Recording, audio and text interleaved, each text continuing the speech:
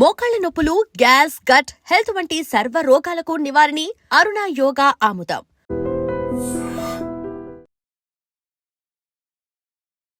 నమస్తే, welcome to iDream talking point with కవిత.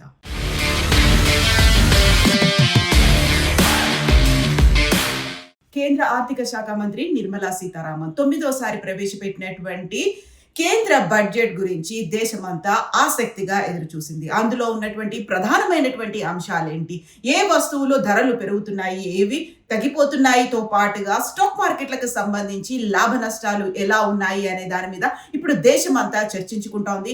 అందులో గంటన్నర సేపు కొనసాగినటువంటి ఈ బడ్జెట్ ప్రసంగ పాఠంలో కీలకమైనటువంటి అంశాలని నేను ఇప్పుడు మీ ముందు ఉంచబోతున్నాను.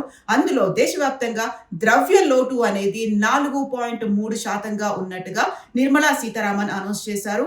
ఇక గ్రోత్ రేట్ అనేది, వృద్ధి రేటు అనేది 7% ఉంది అనేటువంటి మాటను చెప్పారు. 2047 భారతదేశానికి స్వాతంత్రం వచ్చి 100 ఏళ్ళు అవుతున్నటువంటి సందర్భంగా ఒక సమ్మిళిత వృద్ధి కోసం దేశమంతా ఒక సమగ్రమైనటువంటి అభివృద్ధి, సబ్కా సాత్ సబ్కా వికాస్ కోసం తాము తీసుకురాబోయేటువంటి ప్రణాళికల గురించి, కార్యక్రమాల గురించి, పాలసీల గురించి వివరించారు. అయితే అందులోనూ ప్రధానంగా స్టాక్ మార్కెట్లకు సంబంధించి కొంత పాజిటివ్గా ఈ రోజు ప్రారంభమైనటువంటి స్టాక్ మార్కెట్లు సెన్సెక్స్, నిఫ్టీ ఒక దశలో 280 పాయింట్లకు పైగా లాభాల్ని చూసినప్పటికీ గంటన్నర సేపు బడ్జెట్ ప్రసంగం తర్వాత భారీ స్థాయిలో నష్టాలనేవి కనిపించాయి. ఆకట్టుకోలేకపోయింది బడ్జెట్ అనేది, అంటే స్టాక్ మార్కెట్లని ఈ బడ్జెట్ ఆకట్టుకోలేకపోయింది అనేటువంటి మాట వినిపించింది. నిఫ్టీ, సెన్సెక్స్ నష్టాల్లో ట్రేడ్ అవుతున్నటువంటి పరిస్థితి, దేశవ్యాప్తంగా దేశీయ స్టాక్ మార్కెట్లు ఒక్కసారిగా కుప్పకూలిపోయాయి అనేటువంటి అంచనాలు వినిపిస్తున్నాయి. అందులోనూ ప్రధానంగా కార్పొరేట్ కంపెనీలపై బైబ్యాక్ పన్నుని విధిస్తున్నట్టుగా కేంద్ర ఆర్థిక శాఖ మంత్రి నిర్మలా సీతారామన్ అనౌన్స్ చేశారు. దీంతో పాటుగా ఫ్యూచర్ ట్రేడింగ్ పై సెక్యూరిటీ ట్రాన్సాక్షన్ ట్యాక్స్ ని పెంచినట్టుగా అనౌన్స్మెంట్ చేశారు. ఈ రెండు కీలకమైనటువంటి అంశాలతో స్టాక్ మార్కెట్లు భారీ స్థాయిలో నష్టాలనైతే ఇప్పుడు చవి చూస్తున్నాయి. అందులోనూ ప్రధానంగా ఇన్కమ్ ట్యాక్స్ బెనిఫిట్స్ ఉండబోతున్నాయి అనేది గత కొంతకాలంగా వినిపిస్తూ వచ్చింది. కపుల్కి, దంపతులు ఇద్దరు వర్క్ చేస్తున్నట్టయితే వాళ్ళిద్దరూ కలిసి ఒకే ఇన్కమ్ ట్యాక్స్ ను ఫైల్ చేసుకునేటువంటి వెసులుబాటుని ఈసారి బడ్జెట్ లో అందించబోతున్నారని, బట్ దానికి సంబంధించి ఎలాంటి మార్పు లేదు అనేటువంటి మాటని నిర్మలా సీతారామన్ అనౌన్స్ చేశారు.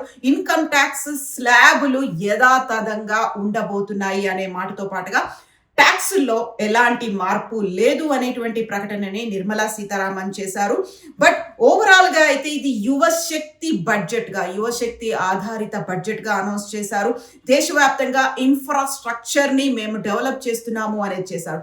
ఇక తెలుగు రాష్ట్రాలకి సంబంధించి చూస్తే ఎక్కడా తెలుగు రాష్ట్రాలకి సంబంధించి ప్రస్తావన వస్తుంది అనేటువంటి మాటని ఆసక్తిగా ఎదురు చూశారు. అందులోనూ ప్రధానంగా విలువైనటువంటి ఖనిజాల తవ్వకాల కోసం కేరళ, తమిళనాడు, ఒడిశా, ఏపీలతో కలిసి రేర్ ఎర్త్ కారిడార్ ని ఏర్పాటు చేస్తున్నాం అన్నట్టుగా అనౌన్స్ చేశారు. దీంతో పాటుగా 7 హై స్పీడ్ రైల్ కారిడార్లని ఏర్పాటు చేస్తున్నారు. అందులో హైదరాబాద్ కి ప్రాముఖ్యత ఉన్నట్టుగా కనిపిస్తోంది. Pune to Hyderabad to Chennai, Hyderabad to బెంగళూరుకి సంబంధించి హై స్పీడ్ రైల్ కారిడార్లని 7 కారిడార్లను ఏర్పాటు చేస్తారు. అందులో 3 హైదరాబాద్ బేస్డ్గా, పూణే, బెంగళూరు అండ్ చెన్నైకి సంబంధించి కనిపిస్తున్నాయి. ఇక దీంతో పాటుగా ట్రెక్కింగ్ కోసం కూడా మేము కారిడార్లను ఏర్పాటు చేస్తున్నాము, ట్రెక్కింగ్ కోసం కూడా బడ్జెట్ ఏర్పాటు చేస్తున్నామని అందులో అరకు పేరు ప్రస్తావన అయితే వచ్చింది.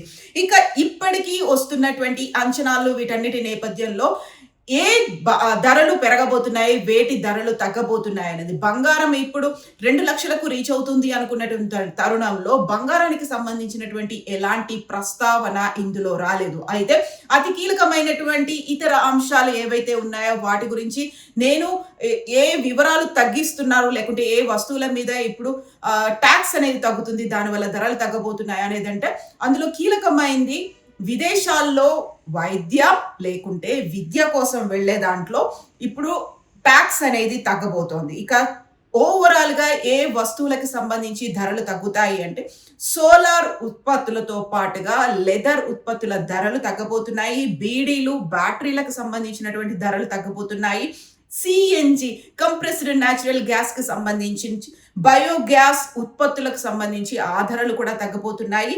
క్యాన్సర్ మందులకు సంబంధించి ఇప్పటికైతే విదేశాల నుంచి విపరీతంగా మనం దిగుమతి చేసుకుంటున్నాము.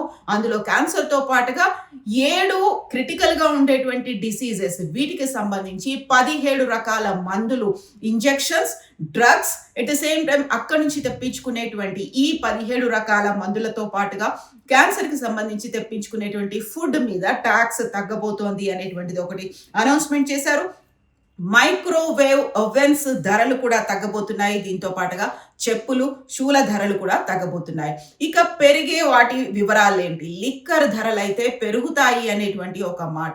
అయితే ఎక్స్పెక్ట్ చేసినట్టుగా ఇది అంచనాలను అందుకోలేకపోయింది, ఆకట్టుకోలేకపోయింది. అటు సామాన్య మధ్యతరగతి ప్రజలైతే ఎదురు చూశారు. అయితే విదేశాలకు సంబంధించి ఎవరైతే ఎన్ఆర్ఐలు ఉన్నారో, భారతదేశంలో పెట్టుబడులు పెట్టడంతో పాటుగా ఇక్కడ ఉపాధి అవకాశాలు కల్పిస్తున్నటువంటి ఎన్ఆర్ఐలకు 5 ఏళ్ల పాటు ట్యాక్స్ అనేది ఉండకుండా చేస్తున్నాము అనే దాంతో పాటుగా విదేశాల్లో ఉన్నటువంటి అక్కడ ఏవైతే పెట్టుబడులు ఉన్నాయో వాటికి 1 టైం సెటిల్మెంట్ అనేది ఉంటుంది, ఒక స్కీమ్ ఉంటుంది అనేది అనౌన్స్ చేశారు. విదేశీ ఆస్తుల ప్రకటనకి 1 టైం స్కీమ్ అనేది అనౌన్స్ చేశారు.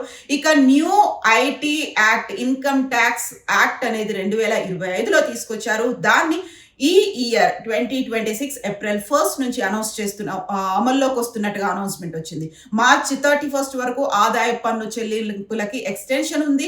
విదేశీ ఆస్తుల ప్రకటన వీటికి సంబంధించి మాత్రమే ఉంది తప్ప వ్యక్తిగతంగా ఇండివిజువల్ గా అటు ఉద్యోగులకు కావచ్చు, లేకపోతే స్మాల్ స్కేల్ ఇండస్ట్రీలకి మేము బెనిఫిట్ చేస్తున్నాము అని చెప్పినప్పటికీ ఆదాయానికి సంబంధించి ట్యాక్స్ ఎగ్జంప్షన్స్ లేకపోవడం, దీంతో పాటుగా కార్పొరేట్ కంపెనీల మీద ట్యాక్సులు విధించడంతో అటు స్టాక్ మార్కెట్లన్నీ ఆకట్టుకోలేకపోయింది, కుప్పకూలిపోయినటువంటి పరిస్థితులు ఉన్నాయి. ఎట్ ద సేమ్ టైం వ్యక్తిగతంగా దేశాన్ని ఒక యూనిట్ గా తీసుకొని దేశం కోసమే మేము చేస్తున్నాము అనేటువంటి మాటని, ఆర్థిక సుస్థిరతకు 6 రంగాల్లో విస్తృత చొరవను చూపుతున్నాము.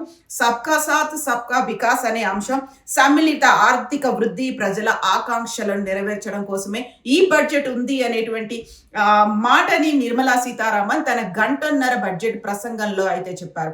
బట్ ఓవరాల్ గా ఒక థమ్స్ డౌన్ అనేటువంటి సిచ్యువేషన్ అయితే కనిపిస్తోంది. అది స్టాక్ మార్కెట్ లో కావచ్చు, వ్యక్తిగతంగా ఉన్నటువంటి ట్యాక్స్ చెల్లింపుదారుల్లో, ఉద్యోగస్తుల్లో ఇదే భావన కంటిన్యూ అవుతోంది. నిజంగా ప్రస్తుతం ఉన్నటువంటి సమాజం దేనికి ప్రయారిటీ ఇస్తుంది? ఆర్థిక సంబంధాల చుట్టూ మాత్రమే తిరుగుతుంది. మళ్ళీ ఎన్నికలంగానే చాలా విరక్తి కలుగుతాం. మంచి అనిపిస్తుంది కదా, లేడీస్ కూడా ఛాలెంజింగ్ జాబ్స్ చేసినప్పుడు చాలా బాగుంటది. ట్రాఫిక్ అసిస్టెంట్స్ గా నియమించిన ట్రాన్స్జెండర్స్ అందరితో సాల్యూట్ చేయించుకుంటున్నారు. ఫుడ్ డెలివరీ ఇవ్వటానికి వెళ్ళినటువంటి డెలివరీ బాయ్ అనిల్ పై కళ్ళ ముందు పెళ్ళండి కొట్టి